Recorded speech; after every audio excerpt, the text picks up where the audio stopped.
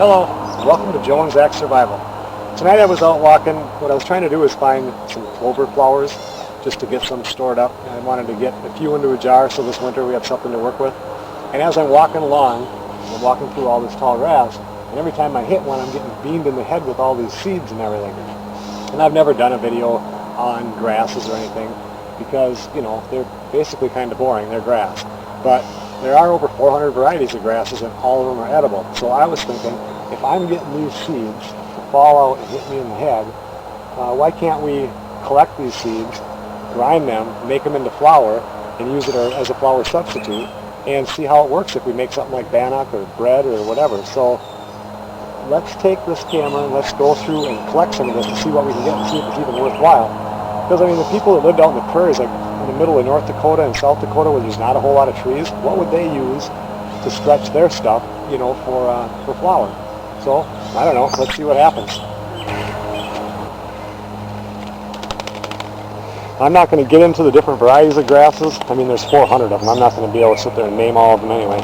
And if they're all edible, I don't see why a person should have to go in there and talk about the foxtail grass and flat grass and everything like that.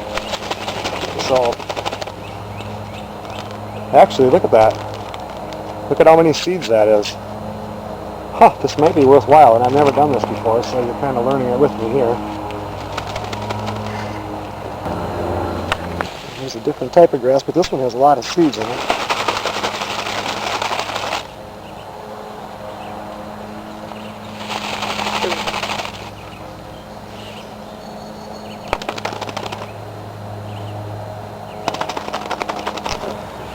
Alright, so I bet you I was out there for about a half hour and got that many seeds, and you definitely are going to want to open these up because my God, look at all the bugs in there. Just amazing. But that's quite a few seeds, and the funny thing is, actually, you know, on my channel, anybody's channel, you guys' channel, you get a few people that you talk to regularly in your comments and stuff like that. And one of the guys on my channel's name is Joe Two Trees. That's his channel name. And we were just talking. He had just commented on, I don't know if it was the cattail one or I think it was the plantain one. And about how timing is everything. If I would have, you know, this just kind of was discovered today. You know, I went out there. It's like, what is hitting me in the head? But if I would have known this, definitely could have went out there a week ago, and there would have been a ton more seeds. And now before I make something of this, I'm going to go out tomorrow, and I'm actually going to go on the back side of the pond. There's just so much grass there, and I'll pick a bunch more of this. But anyway, you're going to want to clean it and let the bugs fly the heck out of here. Holy crap. And we'll get a bunch more of this and make it into flour and see how things taste. Okay, so you can see we got this much yesterday.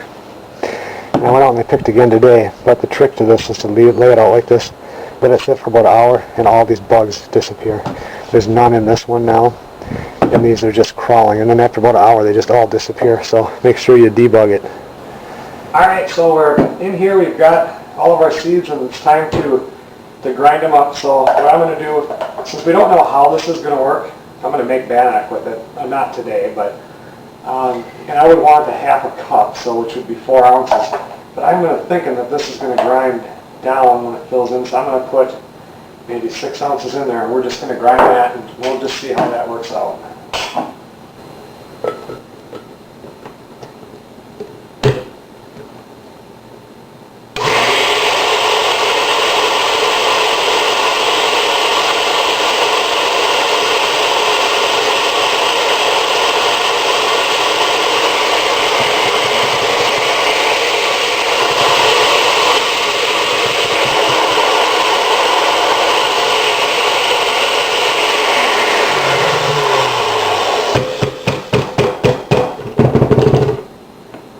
Okay, let's see what we ended up with.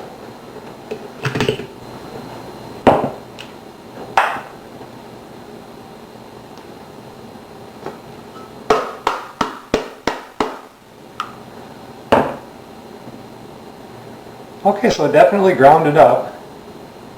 It's not super fine like, say, the cattail.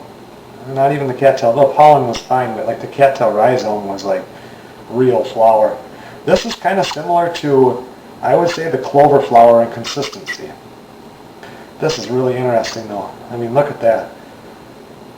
Well, I'm just going to store this. One thing to keep in mind when you're storing this, because when I had that cattail pollen, and the first day I put it in just a pint jar, put the cap on it, and then after a while I'm thinking, man, it probably has some moisture left in there, so I opened it up, and you could tell, you know, you need to keep it open a little bit so it gets a little bit of air, just because it's not going to be completely dry. It's just the humidity in the air will suck right into this stuff. So anyway, there we have it. That is making flour out of the seeds of grass.